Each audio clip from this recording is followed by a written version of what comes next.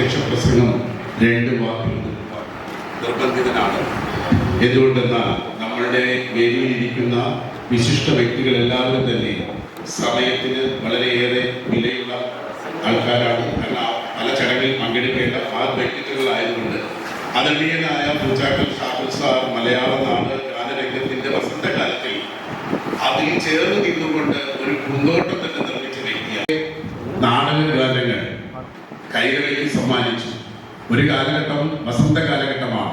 കഥാപ്രസംഗത്തിൽ V Sambasivan, അതുപോലെ നാടകരംഗത്ത് അതുല്യ പ്രതിഭകളായ ഇവിടെ സുന്ദരപിള്ളായി sir മുന്നിലിരിപ്പുണ്ട്. അതുപോലുള്ള അതുല്യ പ്രതിഭകളായ വ്യക്തികൾ നിറഞ്ഞു നിന്ന മലയാളത്തിന്റെ വസന്ത കാലഘട്ടത്തിൽ മലയാളത്തിൽ 1500ഓളം ഗാനങ്ങൾ നാടക ഗാനശാലയ്ക്ക് നൽകിയ നാടിന്റെ അഭിമാനമായ ആദരണീയനായ നമ്മുടെ പൂച്ചാക്കൽ ഷാഫിൽ സാറിന്റെ ജന്മദിനാഘോഷ വേളയിൽ വളരെ സന്തോഷമുണ്ട്. നാടിന്റെ ആദരമാണ് ഇന്നിവിടെ നമ്മളിൽ കാണുന്നത്.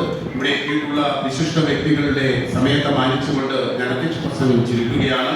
നമുക്ക് ആദരണീയനായ ഉദ്ഘാടകൻ ബഹുമാനപ്പെട്ട കൃഷി വകുപ്പ് മന്ത്രി ശ്രീ പി പ്രസാദ് സാറാണ്. ഓണാട്ടുകരയുടെ പുണ്യം വാക്കിലും നോക്കിലും പുലർത്തുന്ന ഏറ്റവും മാന്യനായ കൃഷിമന്ത്രിയാണ് സംസ്ഥാന സർക്കാർ നമുക്ക് ഈ 15ാം നിയമസഭയിൽ കിട്ടിയിട്ടുള്ളത്. മണ്ണും നമ്മളുടെ മനസ്സുമൊക്കെ ഫലഭൂയിഷ്ടമാകണമെന്ന് ആഗ്രഹിക്കുന്നതാണ്. നല്ലൊരു പ്രാസംഗികനാണ്, നല്ലൊരു കർഷകൻ ആണ്, നല്ലൊരു കൃഷി മന്ത്രിയാണ് കേരളത്തിന്റെ പി പ്രസാദ് സാർ.